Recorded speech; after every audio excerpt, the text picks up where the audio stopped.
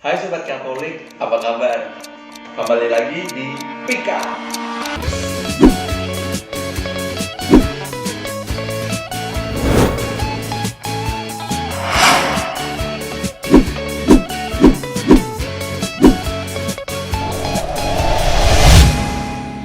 Nah, di video sebelumnya kita sudah membahas tentang arti, tujuan, dan sifat perkawinan Katolik. Pada video kali ini, kita akan membahas perkawinan beda gereja. Untuk memahaminya, mari kita lihat apa kata kitab hukum kanonik. Di dalam kanon 1124, di sana disebutkan bahwa perkawinan antara dua orang dibaptis, yang diantaranya satu dibaptis dalam gereja Katolik atau diterima di dalamnya setelah baptis, sedangkan pihak yang lain menjadi anggota gereja atau komunitas gerejawi yang tidak mempunyai kesatuan penuh dengan gereja Katolik tanpa izin jelas dari otoritas yang berwenang, dilarang. Nah, apa sih penjelasan kanon tersebut? Kanon itu berbicara tentang perkawinan antara seorang yang baptis Katolik dan dengan orang yang baptis bukan Katolik.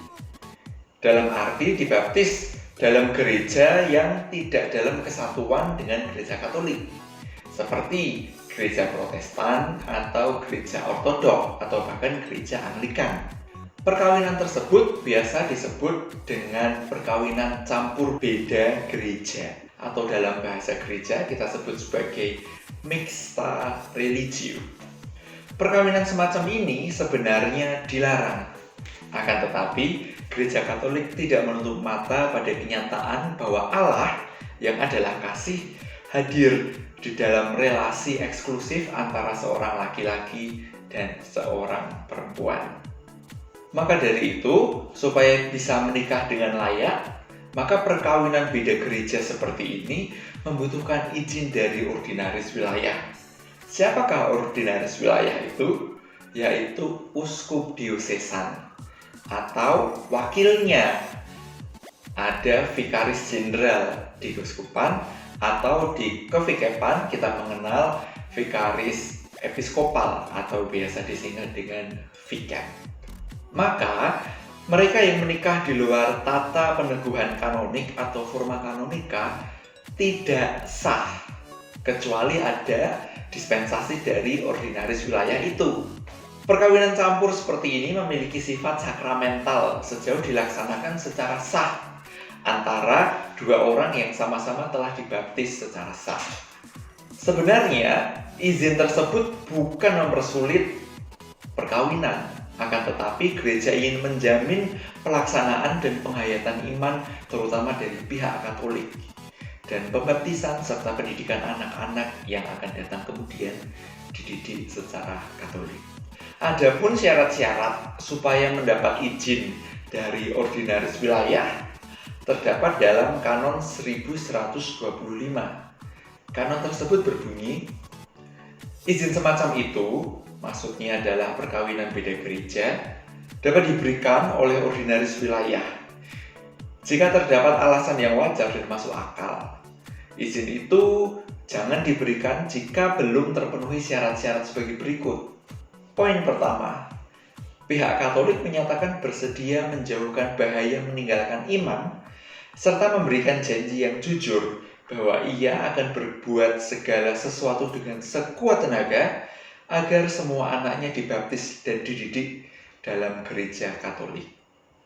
Yang kedua, mengenai janji-janji yang harus dibuat oleh pihak Katolik, itu pihak yang lainnya hendaknya diberitahu pada waktunya, sedemikian rupa sehingga jelas bahwa ia sungguh sadar akan janji dan kewajiban pihak Katolik.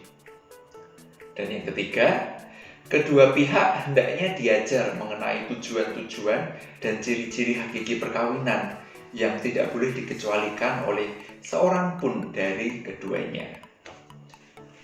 Nah, apabila syarat-syarat tersebut terpenuhi, tidak perlu khawatir, izin pasti diberikan. Pasangan yang hendak menikah dapat menikah secara sah setelah izin tersebut didapatkan. Akan tetapi jangan lupa bahwa semua orang Katolik yang melangsungkan perkawinan campur ini terikat oleh forma kanonika. Apa itu? Yaitu untuk menikah di hadapan otoritas gereja Katolik dan 2 orang saksi. Selain forma kanonika, ada juga forma publika atau secara sipil, yaitu di depan petugas sipil dan juga 2 orang saksi. Setelah menikah secara sah, pasangan tersebut dilarang merayakan perkawinan dalam agama lain. Misalnya, setelah menikah di hadapan imam di gereja Katolik, lantas mereka pergi ke gereja Protestan atau gereja Ortodok atau gereja yang lain untuk menikah lagi di sana. Itu dilarang. Untuk menjembatani dilema tersebut, dapat dirayakan perkawinan ekumenis, yang berarti perkawinan yang dilangsungkan di hadapan seorang imam Katolik atau mereka yang diberikan delegasi oleh imam Katolik itu dan seorang pendeta. Tetapi imam Katolik adalah peneguh utama dari perkawinan tersebut. Dan juga berkas-berkas perkawinan akan dilakukan oleh pihak gereja Katolik. Perkawinan ekumenis seperti ini dapat dilangsungkan di gereja Katolik atau gereja Protestan. Bisa saja, misalnya ada orang Katolik ingin menikah dengan orang Protestan, lalu ingin menikah secara ekumenis di gereja Protestan. Bisa. Nanti silakan menghubungi romo paroki, nanti romo paroki akan hadir. Sehingga menikahnya di hadapan otoritas gereja Katolik dan juga di hadapan 2 saksi. Maka forma kanonika atau tata peneguhan perkawinan secara gereja Katolik itu terpenuhi dan yang bersangkutan bisa menikah secara sah. Akan tetapi hal yang perlu digarisbawahi adalah pernikahan itu tidak boleh dilangsungkan di kedua tempat. Harus salah satu saja. Nah, lantas bagaimana dengan perkawinan yang beda agama? Apa syarat-syaratnya supaya bisa diberikan dispensasi? Penasaran? Sabar dulu. Kami akan membahasnya di video yang berikutnya. Jangan lupa like, komen, dan subscribe ya. Terima kasih, semoga Tuhan memberkati dan berkah dalam.